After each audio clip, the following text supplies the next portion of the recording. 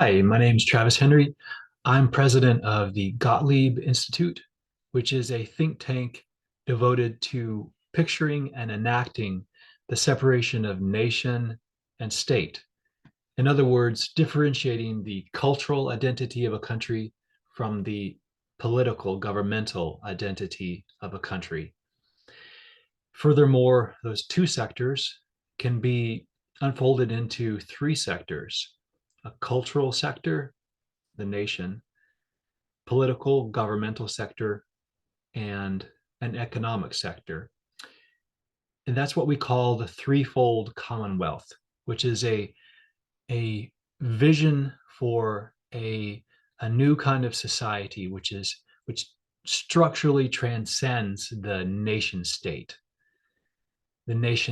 fusion. This particular series of videos by the Gottlieb Institute will show what that could look like among the Free Nations Forum.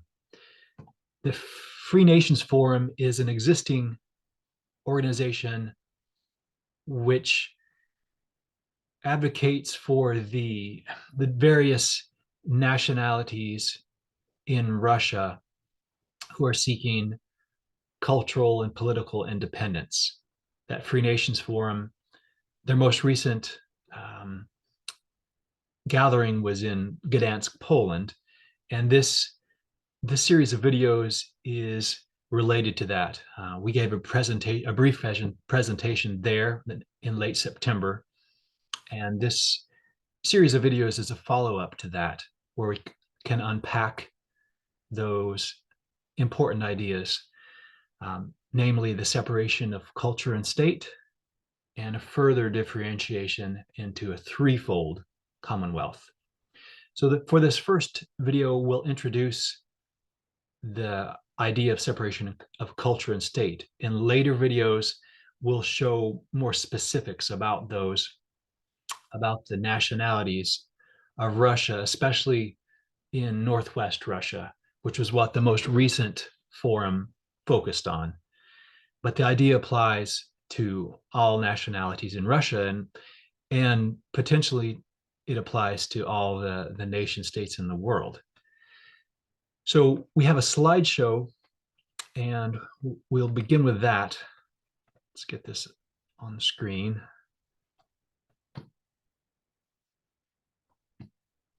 Okay. Okay. Our presentation is entitled "A Post-Nation-State Russia: Cultural Independence for the Free Nations, Political Independence via the Municipal Granular Velvet Plebiscite, and a New Start for Russian Humanity as a Threefold Commonwealth." We will explain and unpack these ideas later in the presentation videos. So part one is focused on the separation of nation and state. Part two of this video series is about showing what the Russian Federation would look like as a threefold commonwealth. And part three, we'll offer a pathway of action from here to there. So let's begin. First, some stark words. The world doesn't need another nation state. We don't need another fusion of nation and state and economy. All 194 countries in the world are nation states. That's why they're hyphenated. They're nation-state, because they're a fusion of culture and government. All of the countries in the world are nation states.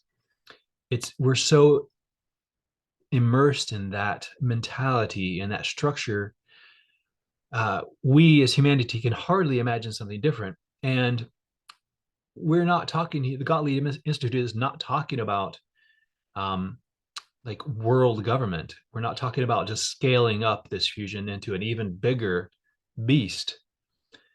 And we're also not talking about just breaking up these nation states into smaller nation states. And that's where we offer a different vision, really, than what the Free Nations Forum has offered so far, because the Free Nations Forum, based in Gdansk, Poland, um, in the materials we've looked at so far, um, the goal seems to always just be breaking up the Russian Federation into smaller nation states. And, um, you know, smaller can be better, can be more human scaled. However, even breaking up Russia or any other large country, such as the United States or China, breaking them up into entities that are the size of, let's say, a US state or a Canadian province, a Russian oblast, Chinese province, just breaking those up into smaller nation states, um, that does not really solve the problem. I mean, it's a zero sum change. Um, it's not a vertical change. It's more of the same, just somewhat smaller.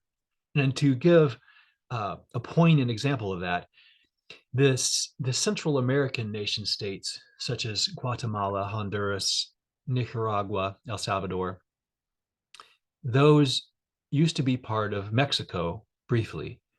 Um, and they broke away, and each of them has been their own nation state for quite a while.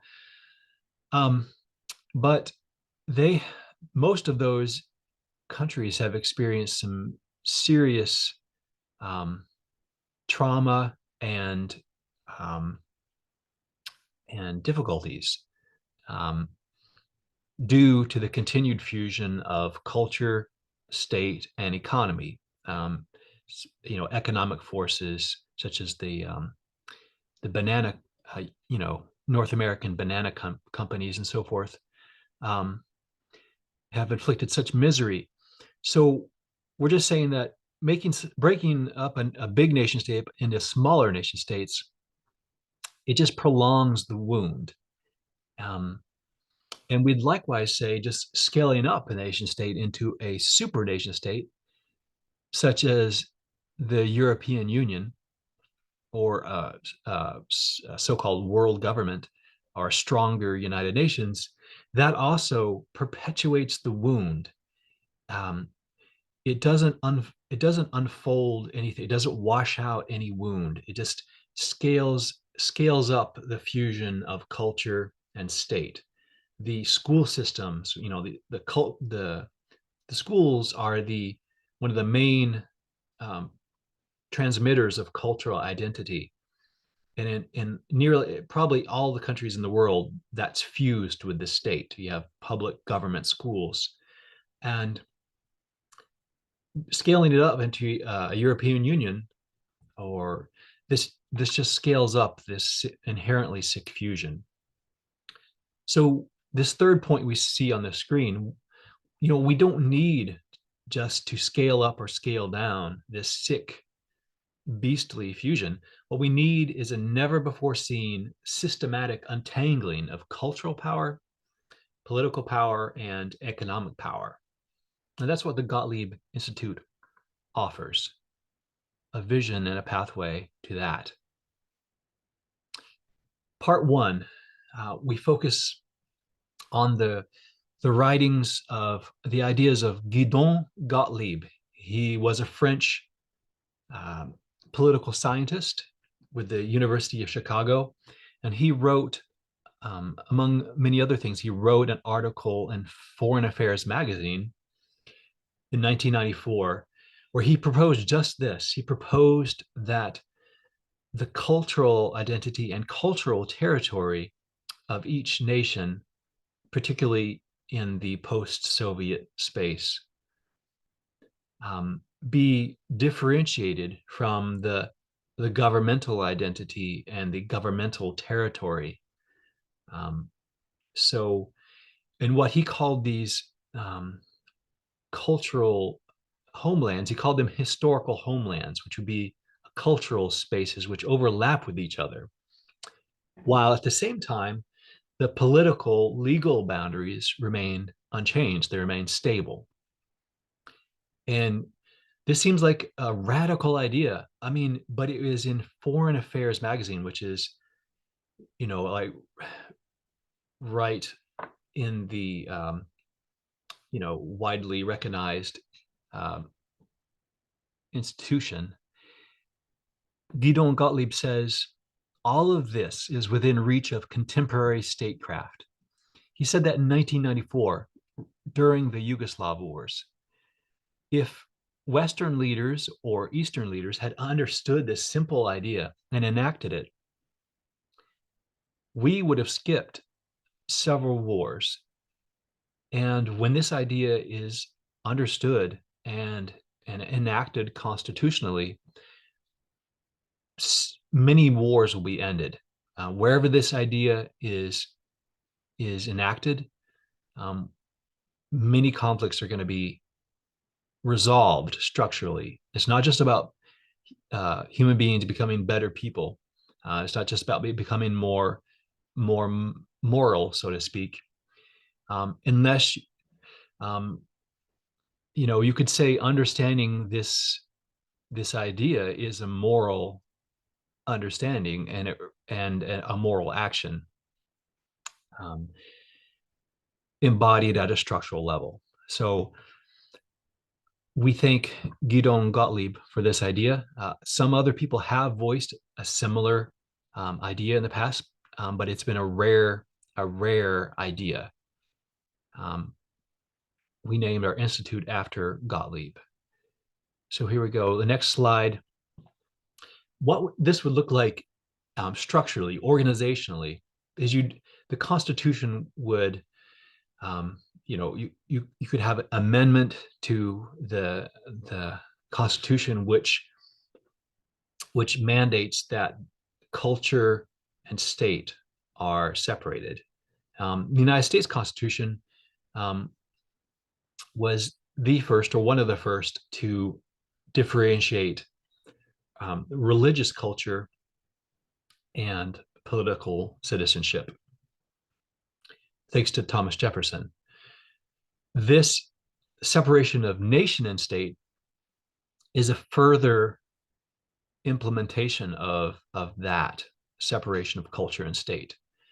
It's almost inconceivable to contemporary thought, whether the thinkers be progressive or conservative. It's almost unthinkable. But we, the Gottlieb Institute, we want to show you how it is thinkable and it is doable, and it will have real effects. We could enact this year, and we could end several wars and prevent many more in the future. But here, let's look at the slide. On the left, you see the nation, and on the right, you see the state. On the left, you see that it's the cultural identity. On the right, it's the governmental identity. Or I could also say it's the political legal rights identity. And when we say political, we don't mean political parties. We mean the true polity. Originally in the ancient Greek, the word polis meant the state, the governance. So on the left, you have the nation, and a constitution would, like I said, differentiate these two, and basically would divest all of the cultural assets which are presently owned by the government. These would be divested to a non-governmental cultural trust. You could call it a national cultural organization, which really embodies the nation with a capital N, the nation. And that is now a non-governmental entity, and it's called the nation. And for example, in America, that would be called the American nation. And in Russia, that would be called the Russian nation. And that entity would retain ownership of the cultural assets And when I say cultural assets, we mean the national school system. The United States doesn't have a national school system, but most nations do. Um, the national university system, the national park system, national monuments, national libraries, as long as it's a cultural service, which is presently owned by the government, it's divested to this national trust. And that is the nation. And then the individual citizens no longer have to belong to that national identity in the same way that once you separate religion and state, you're no longer, the individual is no longer required to participate in or patronize any particular faith community. They're free to do so, but they're not compelled to do so. And also, then as you see on the middle left, you see constituent nationalities. This is not a very familiar concept for Americans, but a lot of countries in the world have basically what we call constituent nationalities. Um, for example, Russia, the Russian civic nation, claims to have approximately 133 nationalities. And the Chinese civic nation, the People's Republic of China, claims to have exactly 56 constituent nationalities. And that principle was really furthered by Marxism. That was the Marxist nationalities policy, was to sort of spell out exactly what are the different ethnic groups within the country, and they were shaped into be like different constituent cultures of the overarching civic nation. Like I said, Americans aren't very familiar with that. We have ethnic groups, but they're not really like recognized or organized by the government. You have like census categories, and that's about it. But in many countries, this is like national minorities are recognized. Now, we are not proposing that Marxist approach.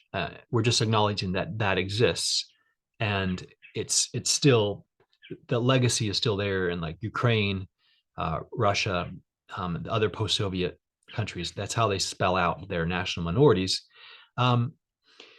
And so when culture is separated from state in the future, these let's say 133 nationalities which make up the Russian civic nation, those would now be let's say Russian recognized nationalities, and they would be kind of sponsored by that Russian National Cultural Trust. They'd be sort of allies, and they have a similar ethos. Presently, the ethos is Putinism. There could be other other ethoses. So what we're proposing, though, is that the Free Nations Forum, all the different free nations, such as Free Angria, Free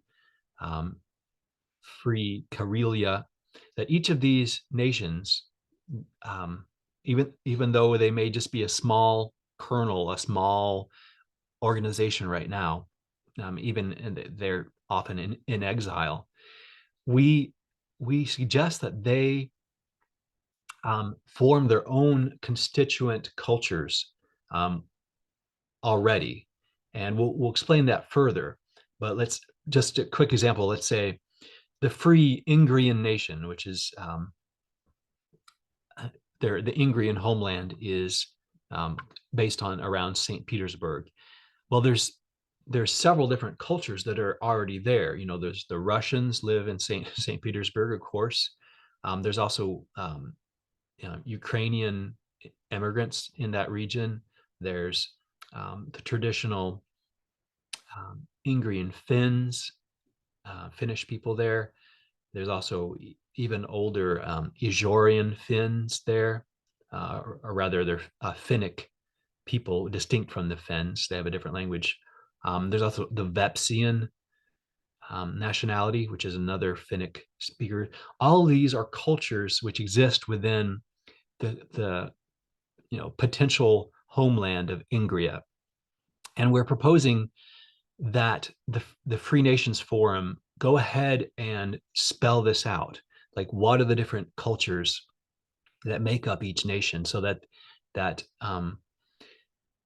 there's a place for all these different identities from the start, and there's less friction in going into the future. And then on the lower left, you see aspirant nations. That's another kind of national cultural organization, and these presently are strongly suppressed by most nation states. And presently, what we call the Free Nations Forum would be they're aspirant nations. But you could call, see, there's room for all sorts of other versions of nations in the cultural sector. This idea makes it possible for royalist groups, such as the deposed royal house of Russia, the Romanovs, the various competing Romanov groups, but also potentially other royalist entities. The cultural sector is the place for that, not in the political sector. We don't need another queen or king. We're just saying that in the cultural sector, when nation is separated from state, there's going to be various denominations of the same nation, and that's a good thing. That's healthy. So that aspirant nations also includes separatist identities. It also includes ideological nations, different flavors of the same nation. We're not advocating socialist or anarchist or libertarian. We're not. The Gottlieb Institute isn't affiliated with those ideologies, but in a free thinking cultural sector, there's space for these different ideologies to form their own non-governmental national cultural organizations with their own cultural flags, and their own cultural offerings. And then last at the bottom, there could be such things as, say, like tribal, native, reconstructionist organizations. And what I mean by that, in the case of Russia, there are groups, and there could be more groups, who seek to embody like the ancient Slavic tribes in a sort of reconstruction. And this applies not only to Russia, but in any land where this separation of culture and state is enacted. It makes space for fresh conceptions of nationality, and these typically would not be, let's say, recognized by the mainstream of the national cultures, but legally individuals would be free to do that, and there would be a sector for that, the cultural sector. So that's all that we spoke of is on this left hand of the screen. The left is the cultural, national, the nations. On the right, now you have the purified state. When I say purified, I mean purified of all cultural assets and powers and management. The state no longer owns the school system. It no longer owns the universities. It could and should enact and ensure the right for each citizen to have a primary and secondary education, elementary and high school, even the right to university education. or a trade school, but those are no longer owned by the government. That can be that instead that's insured through what you might call vouchers or citizen subsidies, where which preserve freedom of choice. But any true state which is divested of the national culture, it must be a national. A national. The word a national means nation free, having no nation. What that means is the state, the government is no longer affiliated with any NCO, none of these national cultural trusts. And which also means that the state needs to have its own symbology, which is distinct from the nation, that it differentiated itself from the nation. And so it's the rights state, this human rights state, needs to have a somewhat different symbology because it's no longer the nation.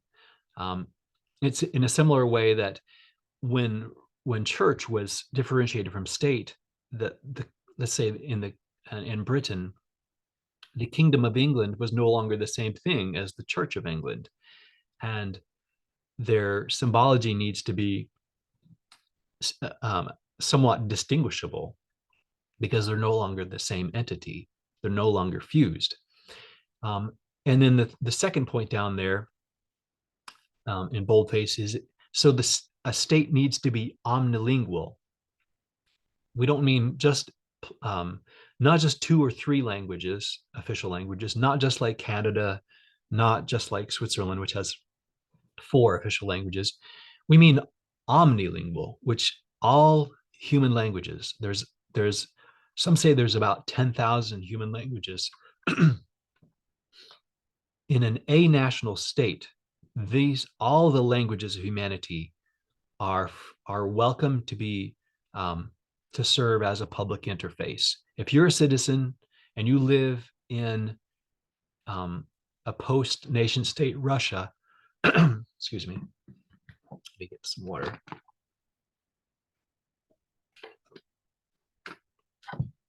If you live in a post-nation state Russia, then if your preferred language is Swahili or Navajo, I mean, I doubt there's any Navajo folks living in Northwest Russia. But whatever your language, your preferred language, whether it be German or Belarusian or Ukrainian or Finnish or Swedish, if you live in that political jurisdiction, then you have a right to government interface in that in your preferred citizen's language. So each citizen chooses their own citizen's language, and it can change, let's say, every year, or but you choose what your citizen's language is. And through modern technology such as a dial-a translator or machine translation,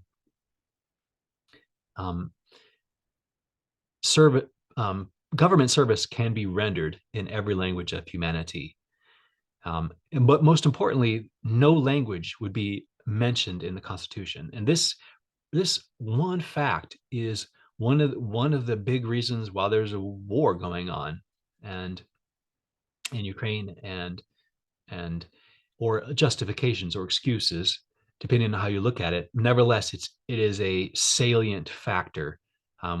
Whether Ukraine would have only one official language, or if it would have 2 official languages, Ukrainian and Russian, or only at the regional level, the oblast level, would there be potential for 2 or more official languages. This was a huge conflict. It is one of the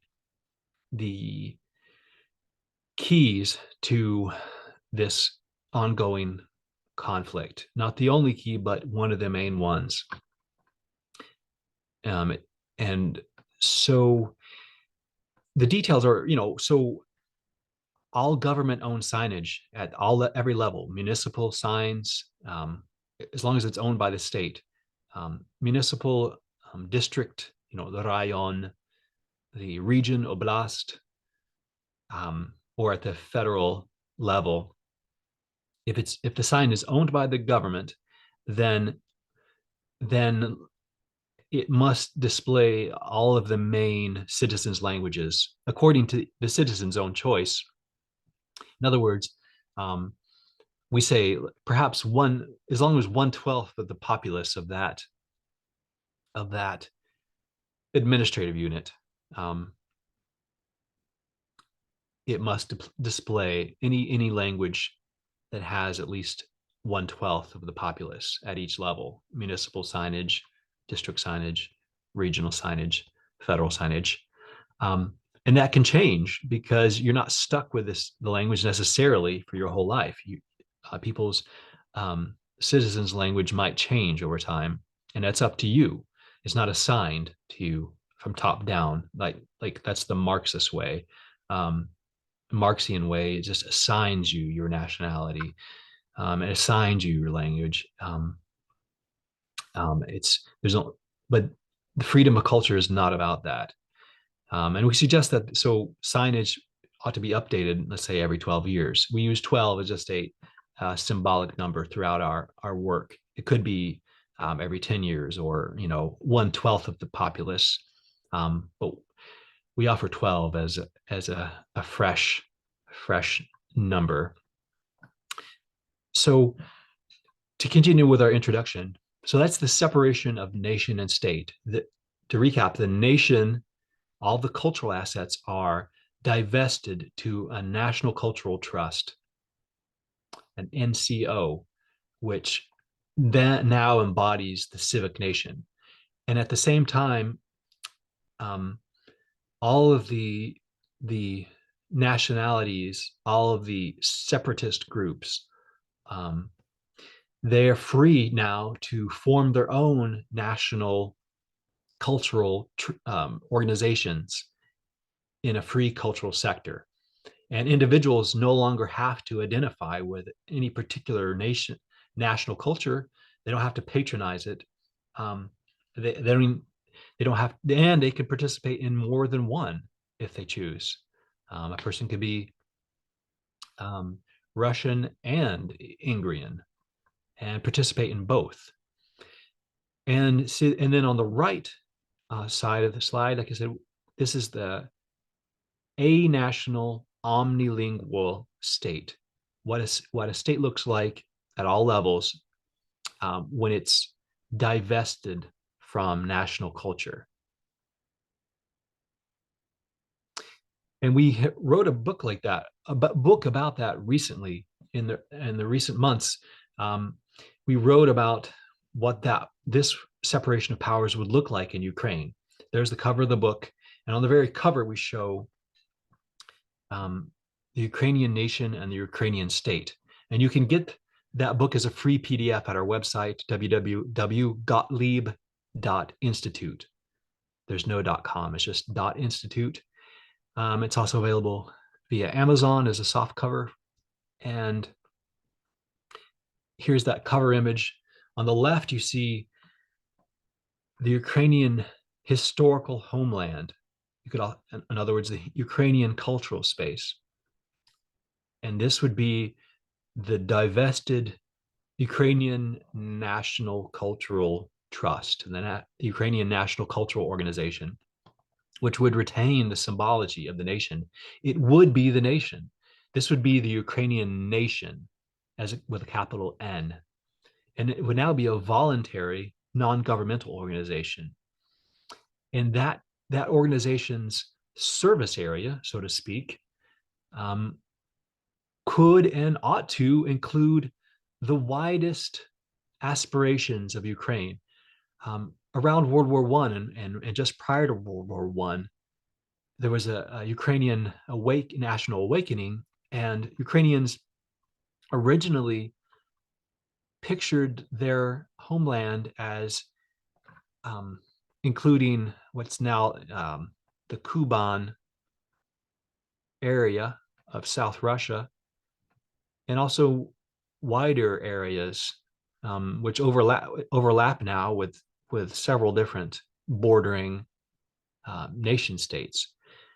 But as a cultural service area from a non-governmental cultural trust, Ukraine as a nation would be free and welcome and encouraged to restore the Ukrainian historical homeland and to begin to offer the Ukrainian national school system, Ukrainian university system, Ukrainian national monuments, national heritage sites, begin to develop these across political borders, across state borders, as a voluntary cultural offering. And so there could be Ukrainian immersion kindergartens in neighboring Moldova, in southeastern Poland, in southern Belarus, in across the border in Russia, which no one would have to participate in. These would essentially be kind of private school, in the best sense of the word, independent school, but people would be free to do so. And then on the right, we show a newly, say, purified of national affiliation. The Ukrainian state would be a distinct entity. Ukrainian state is a mandatory entity because it's a state. It's about citizenship. On the left, this is about nationality. On the right, this is about citizenship. And we offer just a sketch of what how the symbology could be a little bit different than the nation per se. We have this silver trident. We're not saying it would have to look like that. It could be some other design. But the state, the government needs to be visually distinguishable from the nation. And we offer that silver trident as just one idea. And just a little personal aside, I traveled to Ukraine several years ago on a sort of pilgrimage, and I visited a police station in this village of Berezanka in southwestern Ukraine. And there in the police station was a large mural of a silver trident. And before that, I didn't know that the trident could be other colors than gold. But then I saw it could be silver. And so that image stuck with me. And those police there in Berezanka were so friendly and helpful. The friendliest police I've ever met in my life. So, but now getting down to this map on the right, whereas on the left, the cultural homeland is restored to its widest aspirations, the widest imagination. On the right, the political borders are stabilized. Now, if this were to be enacted in a country which was not at war and which didn't have any territorial disputes, it would be straightforward. Like the boundaries, let's say, as far as I know, the boundaries of Latvia are stabilized. I don't think there's any border disputes that I know of. So in Latvia, the Latvian historical cultural homeland would include the widest boundaries of Latvian language or historical claims. On the right, it would just be the existing Latvian state border. In the case of Ukraine, where there are political, territorial disputes, and there's also military occupation, it's more complicated, but the same principle applies. And in the book, the Gottlieb Initiative book, which we recommend to you, we spell it all out. what that looks like, and how these principles will help untangle even the hot war. And long story short, um, when culture is separated from state, for one thing, that resolves a lot of the conflict in the first place. Um, and in regards to actually the disputed territories, we propose an innovative solution called the BiState Condominium, also known as the OmniCultural BiState Condominium. Basically, all the areas which are disputed, southeastern Ukraine, which, as long if they're officially disputed or occupied, we suggest that they be frozen immediately, a ceasefire, based on these principles. And as long as both sides know what the end game solution looks like, which we're offering here, a separation of culture and state, the restoration of the historical homeland of Ukraine and the historical homeland of Russia. As long as both sides understand these principles, then the ceasefire has a solid foundation. And this omnicultural BiState condominium would consist of all of southeastern Ukraine, the basically the regions which are occupied or claimed by Russia and Ukraine. They would all become part of this omnicultural BiState condominium. And on maps, international maps, the two states, the Ukrainian state and the Russian state, would be shown as overlapping there. In addition to the fact that their national cultures would even overlap even wider. As you see on the left, the Ukrainian cultural homeland is even wider than that. And if we showed you the Russian historical homeland, that would also greatly overlap entirely with Ukraine as a cultural concept. But this BiState condominium would politically overlap, and the powers would be frozen and stabilized and recognized by the international community on both sides. Basically, long story short, is wherever an area is actually administered, in other words, where whichever side actually occupies that area, they become the primary political administrator, and the other country is recognized as the nominal political administrator, and the international community affirms that they can keep at least a symbolic presence in each of the provinces, basically similar to a consulate in each of the regional capitals in perpetuity. And the Ukraine would be free to show that as part of its territory, and Russia would show it as part of its political territory, overlapping each other. And international maps would show this southeastern area with dashed lines, or like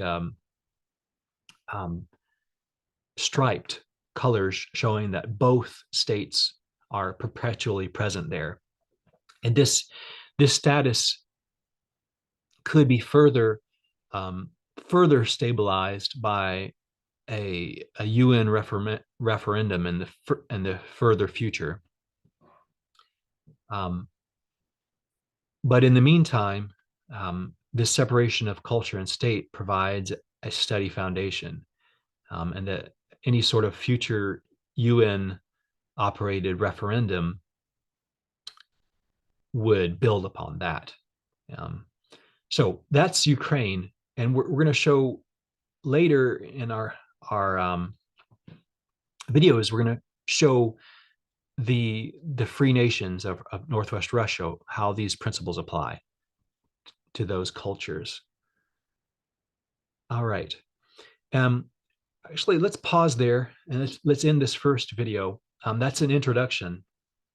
In the next video, part 2, we'll go into the details of each of these free nations of northwestern Russia: the Ingrians, Karelians, the Chernozemians, the Smolandians, and others. We'll show what their historical homelands look like, and we'll show how they overlap, and we will advocate that the Free Nations Forum adopt these principles from the start. And we're eager to advise and help the Free Nations to take this pathway out of hopelessness into a hopeful foundation, a solid foundation, which involves untangling culture, state, and economy into a threefold commonwealth. Hope to see you with in part 2. Thank you.